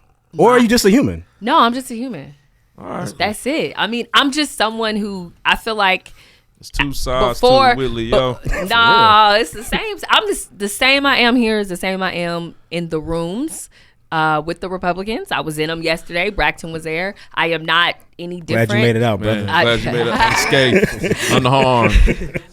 Right, that's good. And I don't talk any different. I don't change anything because it would be a disservice to those that are sitting at the tables with me to get some filtered version of what I think and who I am. And I don't know. There's duality in so many things, and I want us as a community to leverage our power and create an infrastructure that allows us to be self-sufficient. And in doing that, we need to be creating and be producers and less consumers because we're huge in consuming. But what are we producing? And I think COVID really exposed that. Like, if China shut us off tomorrow, what could we do here? If we had to eat everything that we produce here, if we could only shop at clothing stores that were produced in Indiana, how would we be? Well, we're a manufacturing state, we're agricultural state, so we may be okay. Be able to eat. We be able to eat. Yeah, be able to eat. Right. And so looking at the Black community and how we trade and what we're doing and what we're building, like, we need to expand. We need to expand our businesses and our corporations. I just found the other day this is all true, Willie. A Black chemical company here, $100 million Black-owned chemical company. What's the name? It's called Harrison Ford. Wow. It's called Harrison Ford. It's over $100 million. No, actually, IU grad. Tight. Oh, really? IU Bloomington grad. They don't have no train wrecks. 2 Black men that was going to IU built this company together, and it's over $100 million. They produce different chemicals for like Gatorade, Coke, Pepsi, huge. And then they have a big booming logistics company. Are you prepared for? So like you have all these ideas, you can say them really well to everybody, but somebody's gonna challenge you to do some of these things at some point. But it seems like you're really like on the path of I'm gonna tell you what to do, but I'm not necessarily gonna do it. Yeah, definitely not. I'm more of like a thought leader. I'm not the one that is going to execute. I understand my lane. And I'm also a conduit, right? So I like to connect people. People are upset about something going on at whatever level. Okay, well, let me connect you to the health department, right? The state health department. Or you're worried about data privacy. Well, let me connect you to the CIO here at the State House. Like, I'm more like a conduit. I do have a lot of ideas for us, and I attempt to get them out by like my volunteerism, right? I'm on like the Black Chamber board. I'm on the marketing board because I think we need more representation in marketing. I sit on a board that specifically mentors young Black males because I think so. You are active. You are doing things. No, I'm out for here. Sure. Out I mean, even on your Instagram profile, I think it takes you to a firm that's about diversity, equity, and inclusion. So, you. Like a Starburst. Yeah, for sure. It's a lot going on, Willie. I did want to talk to you about, you mentioned Complex. I also wanted to talk to you, make sure that we mentioned Political as well. I know we kind of got into some good debates there. But, what projects are you working on? What do you got going on Political? Let's talk about Political first, and then we'll get into Complex. So in my role as the Director of Diversity for the Indiana Republican Party, I helped to create a Republican diversity leadership series because I think we need more representation on the right. And so I get to travel the state, meet with people who are conservative minded, and I bring together a cohort. And in this cohort is people from diverse backgrounds from all around the state, some immigrant populations, and we have these monthly roundtables with Republican leadership.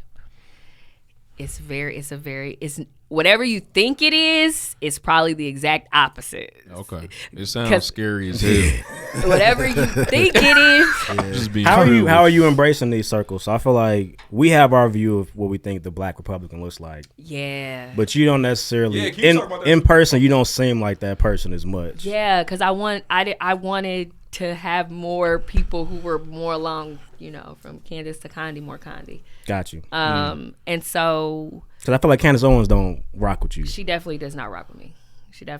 We're not sisters from another mister. No. Got you. No, that's not my flavor of conservatism. But she has a place in the movement because she's a disruptor. Ooh, the movement. Uh-oh. The movement, like what does that mean? No, not the movement on the Republican anything side. Just like there are disruptors, just like people who rub people the Charlemagne. Like there's people who gonna rub people the wrong way, and it'll get some people to think, it'll turn some people off. Like everyone just kind of has their place. Her place is not my place, for sure. Fair enough. I'm not going to say there are not a lot of conservatives who think like me. There are not a lot of conservatives who are out about how they think. They keep it in. They just don't lock it up with a key. And do you think that that's specifically talking about Black Republicans? Yeah. Do you feel like it's harder for Black people, Black men and women, probably even harder for Black women to be out about being conservative and being Republican? How do you deal with that? I think it's easier for Black women and harder for Black men. Okay. But there's a lot of ostracization from our community. There's a lot of hate. There's just, and it's based upon, a lot of it is warranted from policies that have been produced that have negatively impacted the Black community. So it's warranted. But then a lot of it is just regurgitated information of what they've heard, and they just say it back. And it's like, I don't know about that. And so if you had to choose to be on the left or the right, you're probably going to choose with the easier path, right? Because it's safest at the shore. So to come out and to be forthright and to be unapologetically conservative or Republican or Black is not necessarily an easy task when the community will then side-eye you and look at you as if you are some type of ops. And I think this class... Damn. It's good word. No, you talking, that's real. Talking my language. For sure. Yeah. That's real, though. Go ahead. So in order for you to be authentically yourself in those spaces, and that's what I'm kind of pushing for this class. Like, I want them to be authentically themselves. What I don't want is someone who would think like me and then go into a room and say something else because they want to placate or assimilate to a party. That's not what we should be doing here. We need to bring our full experiences to the table, and we need to challenge how they think. We need to incorporate what we've experienced into how they legislate, into how they make policies. And we also need to become leaders within this structure, this organization, because once again, Black people deserve to have that level of representation everywhere, even in the Green Party. These are all facts. Even in the Libertarian Party. Green's my favorite color. Yeah. So, I want to create a space where minorities feel like they can come to the table and they can call Republicans down like, I ain't like that bill. You shouldn't be saying woke. Actually, you woke yourself. Ooh, which they actually turned happened woke into the N-word. Why'd they do that? Why'd they do that? Hard R. Woke is the N-word. Woke over there. Yeah. They're woke. Ugh. They Black Christmas. I'm going to a lot of woke restaurants. Ooh, they co-opted that word so fast, it's crazy. I know. Well, it's ours now. I feel like it was hijacked a long time ago. That's true. But I also think the way they doing we create culture, and everything is downstream for us. I don't know if you. I'm sorry. I should have started with this question. This is on me. What is a Black conservative or a Black Republican to you? I think that might be a loaded question, but essentially to me, okay, yeah. What does it look like? It's definitely someone who believes in individual freedom and that they are the best person to control their life and their destiny. It's someone that believes in opportunity. and that if you want something, you can work hard and get it, no matter any of the isms out there. Is someone who is definitely centered and rooted in faith and understands their purpose and their purpose in alignment with God's purpose. Is someone who wants less government, limited government, out of my business, out of my home, out of my cars, out of my bedroom, like less government. It's also someone who believes in capitalism, getting to the money and getting to the bag and being able to make money and generational wealth for you and your family. And it is someone who values pro-life and being pro-livelihood as well. That's what a conservative Black Republican is to me. And family. Okay. And men being the center force in that family. Guns? Oh, yeah. Can't forget about the Second Amendment. I have guns. Guns, God, and family. No, don't forget about that. I think that a lot of Black people who don't gotta have the necessarily identify as conservative feel and believe in a lot of things you just said. Yeah. Well, you learn, we all have learned that, for the most part, everybody falls in the middle, man. Everybody, for the most part, is moderate, whether you're moderate left or moderate right. But ultimately, there's a balancing act that we're all doing here. But shout out to Willie, though. And I think you're right, Ruff, that, a lot of that's like, I can't rock I like that. God. That you capitalism. Like guns? I love God. You don't love God? I like God. you. There's a lot of shit you said there. There's a lot of shit you said there. I'm like, I fuck with that. Yeah. But I don't. And I think that a lot of the bigger things, like when you say pro-life, I can't fuck with that. Oh. And when you talk about and that's capitalism, just me. For me, when we talk about capitalism, it's just here for everybody. I don't necessarily rock with that. A lot of Black men like pro-choice. Is the government? Yeah. Promoted. Is the government? You said you want less government in people's homes and in their bedrooms. I agree. But you don't want less government in their doctor's office, in the decisions let's they make talk with their about doctors. that, actually. Oh, we about to get deep. How much time do we have? Man, listen, we've been. I feel like we might have an episode. We can talk about it. So, let's go back to the Supreme Court. I don't believe the Supreme Court had the right responsibility to even legislate Roe v. Wade in the first place. I feel like less government means keeping that issue at a state level. And that's less government, right? It's bringing, and let me tell you why. Why should there even be a rule? It's not.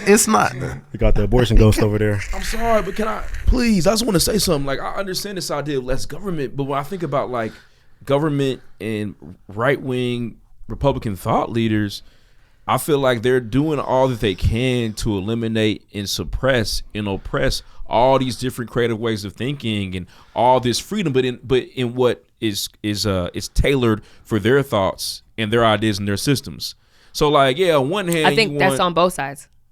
I think that's on both sides. I don't know. I feel like there's gender neutral bathrooms at O'Hare Airport. That doesn't bother me though. That doesn't bother me. It bothers me and my daughter. It bothers us. It bothers me when she's like, "What is gender neutral?"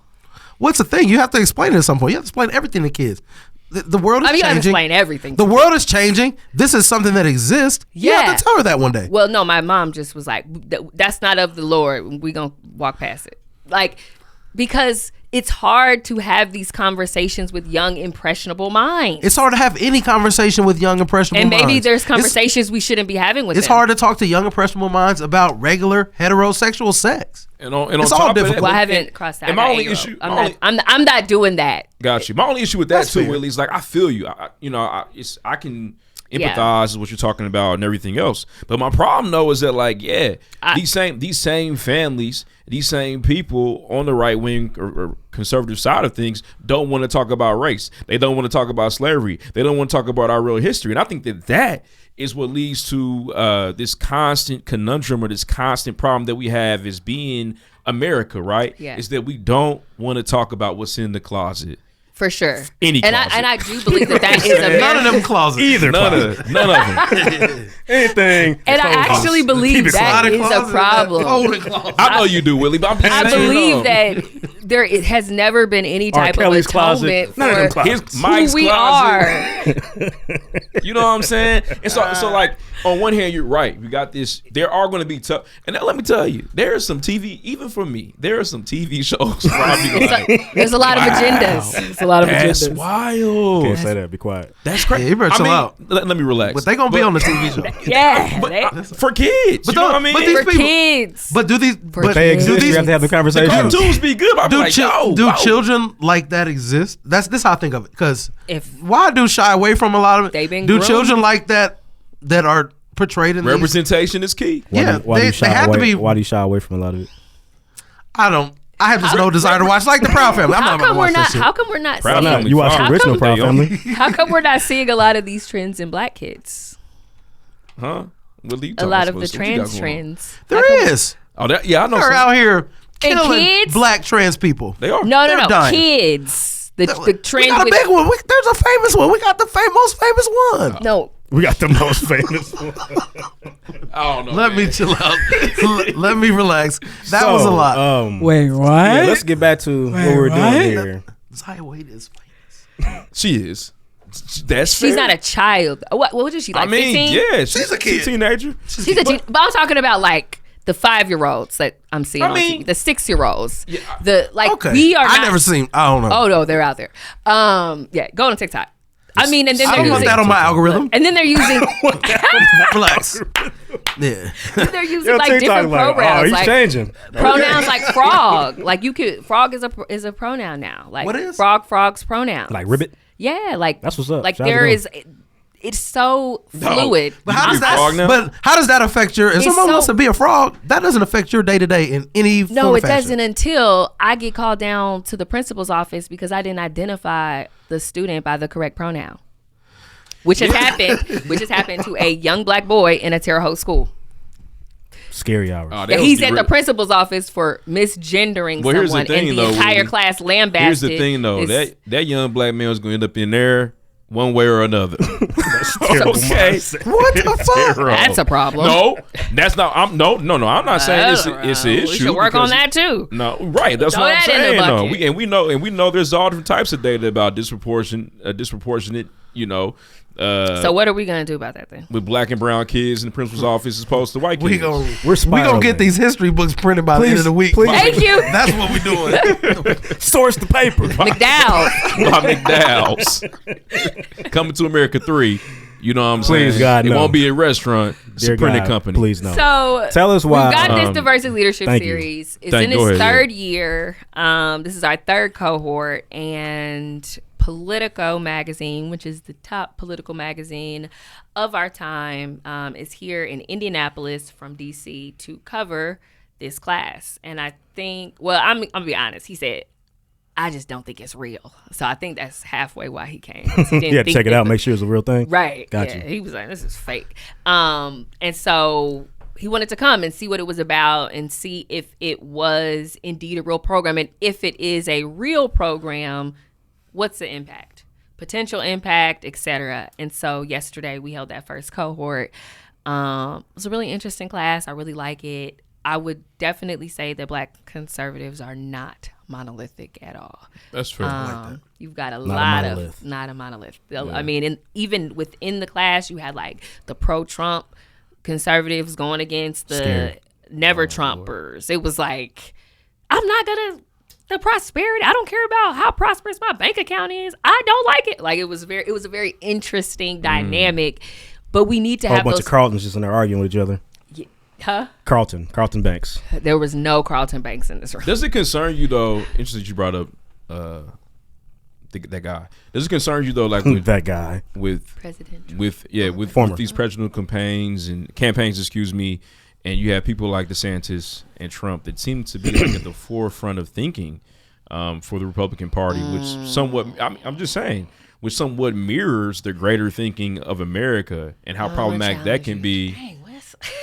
You know what I'm saying? So I'm about to fuck you up. I would I'm concerned. That stuff concerns me. A measure of popularity is not a measure of how much people are thinking. A lot of times it's a measure of how much people are not thinking and willing to have other people think for them. So with that being said, what's popular is not always what is principled. Meaning, you can have a president that espouses to Republican ideals that is not conservative. I would never call Trump a conservative president. He's a wild boy. Yeah, expanded government, printed a lot of money. There wasn't a lot of conservative principles. Mm-hmm. But Republican is just an overarching term that anyone can hold on to. Like, you know what I'm saying? He's need a party to be in. Literally. So like, and y'all there's a big difference. And then, you know, with DeSantis, I mean, what did they call him? They say he's the cover band for Trump. So it's just like, he's crazy. You're a wild boy too. So he does seem like more of a politician though.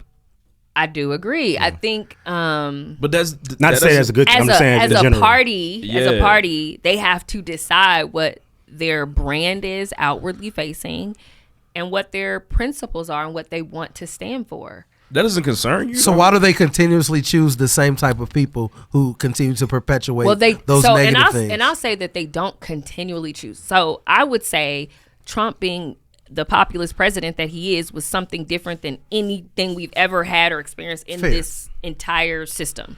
Fair. So he's definitely, but now he has created the rise of more populist personalities.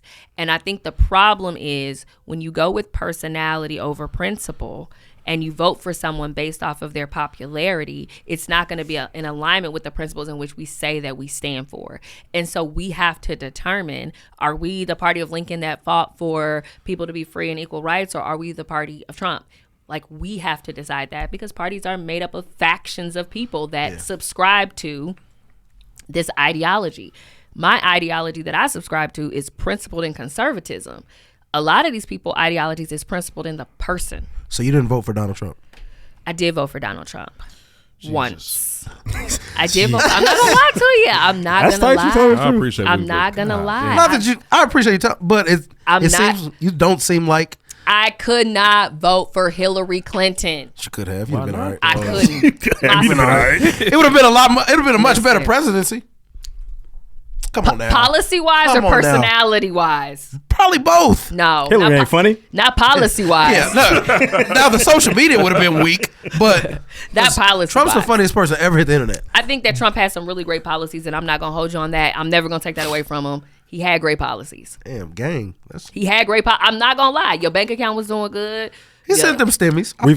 We said that on here before. The stimmies was good. Your investment portfolios, hopefully you guys have those. You guys, they were doing well. Gas was down. Black business was booming. Created all-time high, probably because they thought we were going to be back in slavery, and so they wanted to create their own business. Like, there was some good policies. Personality-wise, the worst president that we've ever had. And integrity-wise. Absolutely. Bottom. However, we're talking about slave owners included in there. However, Ronald Reagan, worse than him. When deciding, when I was faced with that decision, I had a track record for her. She has a long, extensive history. I know exactly how she feels about black people. I don't care how much hot sauce she has in her purse. I know exactly how she feels because I know the things that she advocated for. So at the end of the day, I had a track record over here and I had a entertainment portfolio over here. Yeah, but this also had hot sauce with racism on it. You know what I'm saying? And the rape. And this had hot sauce and racism. Yeah, but the stain was older. This mug was fresh in her face. New restaurant. So did new hot sauce. So I'm just saying. So it's like it's two evils. It's the lesser of the two evils, Willie. This seemed to be more though. That's what you thought. That's what you thought. Not him. No, that's what we got. No, not that brother on that picture right there. No, not him. We ain't talking about. He's good. He's good people. This is Jimmy Mack. This is Trump. Mack. That's Clinton. Yeah. So we apologize. We want to. We'll put the magazines down. But what I'll say is, like I said, I felt like she had a track record, and I knew exactly how she felt about us. I knew the types of things that she advocated for, and while the things that he was saying, I'm gonna erase Obamacare, I'm gonna do all these things, which he didn't do, by the way, he strengthened it, but we're not gonna talk about it. The things that he did and the policies he put in place were not negative for us. It actually let black people out of jail, which Obama could have done, but he decided not to do it. Are you allowed to give us your predictions for this upcoming election? Who do you think it will be? Joe Biden versus. Okay, this is a snapshot in time of right now. Mm-hmm. At this very moment, who do you see? At this very moment, it'll be Trump. At this very moment, because he gonna be in jail tomorrow. Am I tripping? No, that's why. Gotcha. Because the impending litigation, the impending indictments is only gonna blow up his Like it's gonna be crazy, and people would just. Unacceptable. And I really feel scared. like I'm scared. Gonna fuck Joe up. I'm sorry. And I feel like if they would have just left that man alone, he probably would have just self-destructed himself. But they just keep like doing stuff, and I think it's gonna create almost like this vacuum of people who feel like he's now an underdog. He's a martyr. Yes, they gonna make him. And He's then dying for our freedom. Xenophobia and racism. It's gonna make it. It's gonna make it big. That's and what he's a so martyr That's a for. bold prediction, but I can see it. Again. I see DeSantis, but I think that's just outside looking. I don't now really know. DeSantis has an opportunity, but what I don't know if Trump is going through the legal battles that he's going through and still is able to pull people, I don't see him being able to overshadow DeSantis. Got you. And I don't see anybody else jumping in the race that could take on either one of those two people. And they are what I would call populist personalities. So it's going to be interesting. I will not be working on any presidential campaigns. Got you. Why not? If they call, I think you should. No. It's not in alignment turning with the my bag purpose. down. Okay, that's It's not fair. in alignment That's with my tight. purpose. Stand on There you that. go. For sure. Stand on that. That's hard. So I know you got something going on with Complex as well. Yeah, so I'll be interviewing with Complex. We're Shout going to be out to talking Complex. about, hip hop and black media and its Okay. impact or influence on politics. All right. So that'll be tomorrow. It's been a while. It has. For Because sure. we had a strong one, at least, let's say. We Vote or did. die was a real thing. It was a real thing. But now. And I think we also had more politically inclined artists who were making statements about the times and storytelling and talking about things in a way that would highlight or red pill That's true. our society. Because Lil Uzi's not going to make I Just Want to Vote. It's not coming. Correct. Be tight I just though. want to rock. Yeah, you're I right. just want to vote. No, but you know, Saucy Santana. Mm-hmm. I know where No he's leaning. voting. Yeah, I know where he's going. Okay. For sure. For sure. Did you support that song? I don't even know that song. No voting, no vucking. No. Whoa, what is that about? Well, What is that about? Do you know what it's about? I just know it's blue. I can tell you that much. Yeah, it is. It's a blue song. It's a blue song. It's a blue song. It was commissioned a song by Saucy Santana that said, if you don't vote, then there's no sexual intercourse, no voting, no vucking. do you agree with that? She said stay out my bedroom, bro. Wow, you're right. And there are some very unique lyrics in the song. I hope to never cross paths with this song. Yeah, one of Probably my on that TikTok. one of my favorite lines. Putting your algorithm. Gerrymander this booty. That Okay. was one of the lines in the man. song. Oh my god, Gerrymandering is a problem though. man! But Hip-hop is And so dead. I think that they wanted to create like this PSA, but I think that black people, when creating PSAs and talking about voting, we don't need like strippers to the polls, get your bodies to the polls. I remember that one. That one was funny. I don't think that to be seen as a serious electorate that we should utilize our culture in that way, because we actually want policies. We don't just want to use like fried chicken, strip clubs, and You think you could convince Jay-Z to do the Republican song? That's where he leans. I think Jay-Z leans green. I don't think he's Republican at all. I think he's a Double entendre. capitalist. Don't even ask me how. Okay. yeah, there was a That was a bar you did actually right it's the there. bar you just gave Hov. You ever listen? If he ever listens, yeah. That's fair. He might listen. I'll tag him. We'll Yeah. tag him. That's fair. That's good. For sure. All right. Nah, that's well. Okay. Last question, man. So what's the pinnacle of success look like for you, Whitley, in terms of It's supposed to be the king's hand. yeah, for sure. But even past that, we like, okay, when it's all said and done, I created this mountaintop of success and this myriad of all these things that I've done. What does that look like for you? So my success is not partisan. It would be that when it's all said and done, we as a community have viable options for leaders and policies that progress our community. That's it. So however you do that, y'all do it standing on the left, I'm with you. I know I can trust you to walk into those rooms and advocate for us. I can do it on the right, and I can trust you, and I can see our community get better because of the work that we're doing in whatever field. That's So real. I just want to see us thrive. Got you. Last question too. I'm sorry. I thought that was the last He does one. that. Yeah, that's There's one more after this. Yeah. Oh, okay. I think I'm good after this one. So I think it's always important to talk about civic duty. I think being millennials and with Twitter and Facebook and all these social media platforms, it's easier, in my opinion, to not trust people, not trust any institution, because you have all this information that's given to you, reading and all these different things where it's like, ooh, well, I heard over here and I heard over there. You know what I'm saying? Just happened with my man Jonathan Majors. We don't know the story yet, but there's already discourse. We definitely don't. I need to see all the facts. Your mouth. Got you. No, I'm saying, but there's already discourse that's out there that's saying, well, I heard, so I think that there's an agenda for that that's against men. Okay, I heard bringing that, it back full I heard circle, that if it was said, then he did. Then we got to go with it. Whatever they say, he did. Whatever they say, he did that shit. Because that's the last time this shit happened. When you what is it? Believe when you don't agree with what she said, then you're a bad person. So I don't agree. I think men are guilty when accused, and that's not right. He can't agree. We cannot agree. And I we put our hands on the table when we say and wild I also stuff. think I need to see all the facts because she was a kinfolk and not a skinfolk. And so I don't know. This could have been a whole Karen situation. We don't know. And the fact that I'm questioning how she responded based upon her race just let you know something off tops. Okay. And so he got to watch himself to make sure that he's not aligning with people. Well, apparently he's been terrorizing for years, but he must be the best actor ever because they said, "Oh, it's all." And I brought that up because, you know, bringing it back to voting and civic duty. What do you say to individuals like, man, I don't believe in voting. They ain't did nothing for me. I ain't wasting my time. What do you say to those people?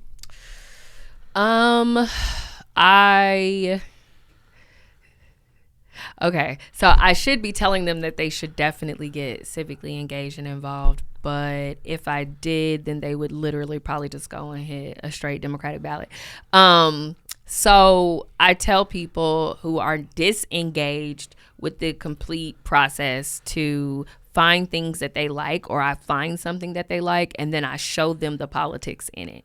So I teach civic engagement at the Rock Community Center at Eastern Star Church to high schoolers once a week. And they were not engaged at all with anything political. They were like, this ain't got nothing to do with us. So we started talking about shoes and the process to make shoes. They love fashion. They love shoes. The process to make shoes, regulations that go into what shoes can be made, the materials. And so I kind of had to find a way to make them like it. Does that make sense?